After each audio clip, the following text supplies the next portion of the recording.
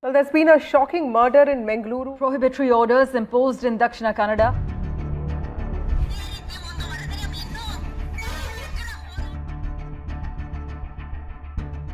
The coastal city of Mangaluru is once again simmering with tension. It's a familiar troubling pattern of communal unrest and violence playing out all over again.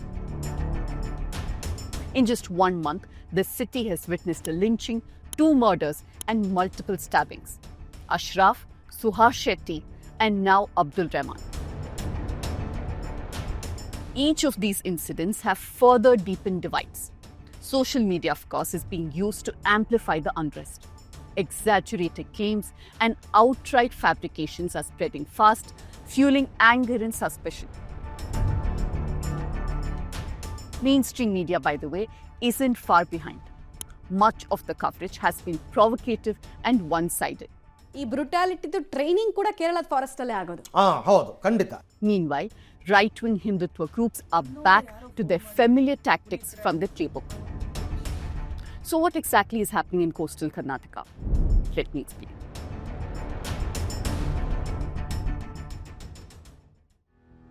Now, before I go into the latest cycle of violence, let me remind you that many journalists too in the last few years have become allies of misinformation.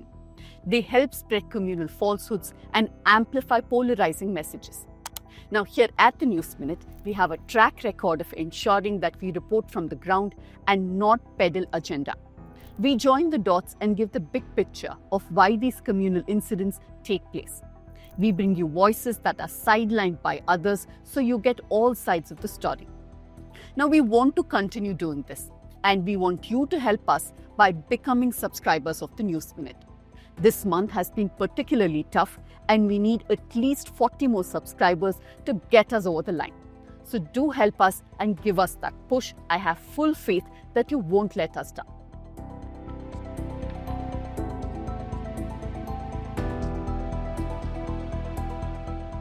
You can follow our WhatsApp channel for daily updates and remember, a new episode of Let Me Explain drops every Saturday. After a brief lull of 3 years, communal violence has returned to coastal Karnataka.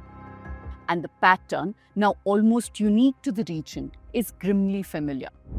Let me quickly recap the events that led up to this. The latest victim in the cycle of violence is Abdul Rahman, a pickup van driver and mosque secretary. He was hacked to death in broad daylight on May 27th in Mangaluru. About 15 men armed with swords, knives and rods attacked him while he was unloading sand. His companion, Kalandar Shafi, was badly injured and was hospitalized. The murder sparked outrage. People blocked the police commissioner's car, demanding justice and action against VHP leaders who'd been making provocative speeches days before. District in charge Minister Dinesh Gundu Rao called it an organized plot to stir trouble. VHP leader Sharan Pumpwell was arrested for provocative remarks and inciting violence. He's out on bail now. He'd given a call for a district-wide Bandh, and when the Bandh failed, his supporters reportedly sparked violence, damaging property and spreading fear. The cycle of violence in the coast started after a gap of 3 years on April 27th. 36-year-old Ashraf from Wayanad in Kerala was lynched during a local cricket match. His family says he'd been struggling with mental health issues. According to the FIR, Ashraf was chased by a group of men as he ran towards a Devasthana. It's a local temple. In his panic, he tripped and fell. That's when the mob caught up with him. They kicked and punched him relentlessly. Ashraf later succumbed to his injuries. So far, the Mangaluru police have arrested 20 men. Now, here's where the narratives diverge. According to the FIR, which was based on a statement from one of the accused, Deepak Kumar, Ashraf allegedly shouted Pakistan Zindabad while walking to the cricket ground. But a few locals have offered another version. They say the attack began because Ashraf drank water from the temple premises. Only later did the story shift to patriotism as a post facto justification. An investigation, of course, is underway currently. Just 3 days after Ashraf's lynching, there was another killing of Suhas Shetty. Suhas was an accused in the murder of Mohammad Fazil. Fazil was killed in July 2022. He had no political connections, but he's believed to be just a Muslim killed in retaliation to the murder of BJP youth wing worker Praveen Nettaru. Now, according to the NIA, Nettaru was killed in July 2022 by a killer squad of the now banned PFI. In May 2025, Suhas was ambushed near the Bajpayee bus stand. The attackers pulled him out of his car and assaulted him with deadly weapons. And the entire attack was caught on camera.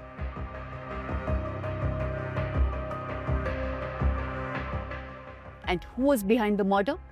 One was Fazil's brother, and another was Abdul Safan, someone Suhas had allegedly tried to kill in 2023. You see the cycle of violence, right? It's never ending. But the problem is that these killings are now being used to polarize further.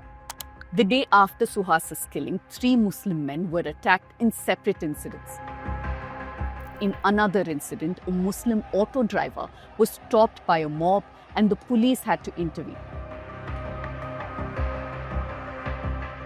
All of them are suspected to be random revenge attacks. This is not new to the region. There's another pattern that we've seen play out many times.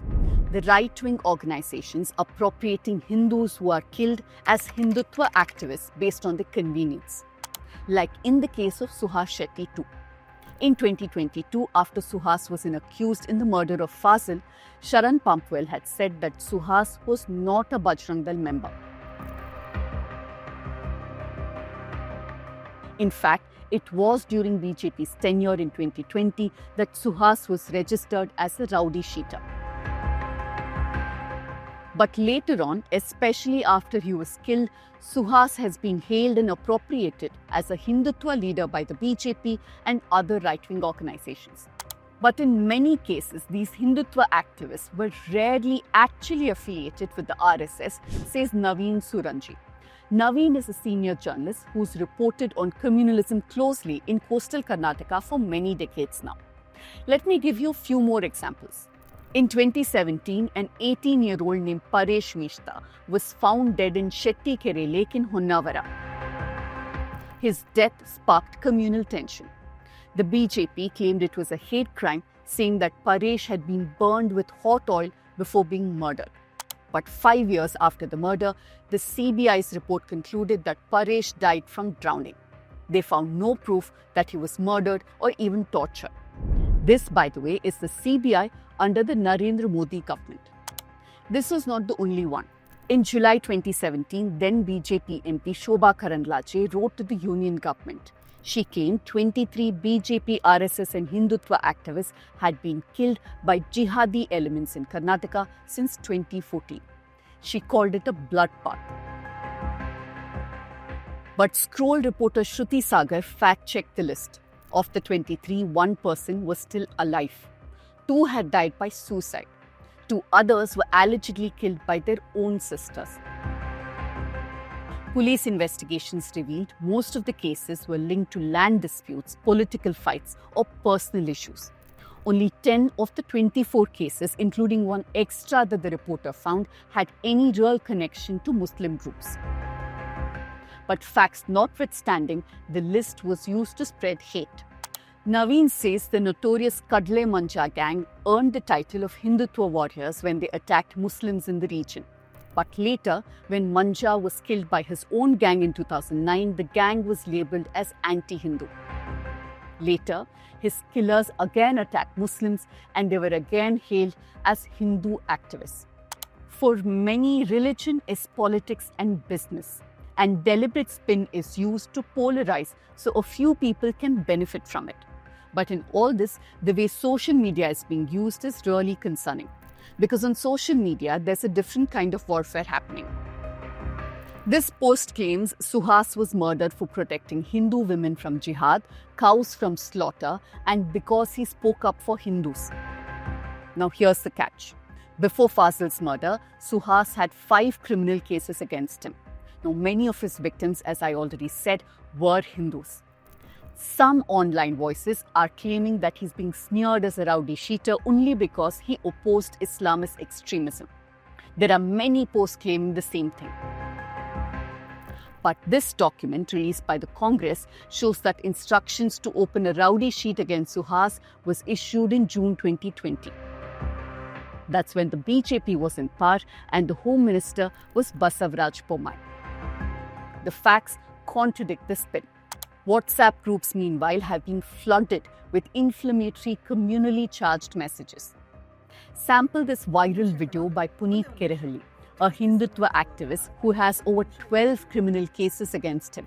In this video, he claims that the police shield Muslims who are accused in crimes and deliberately expose Hindus.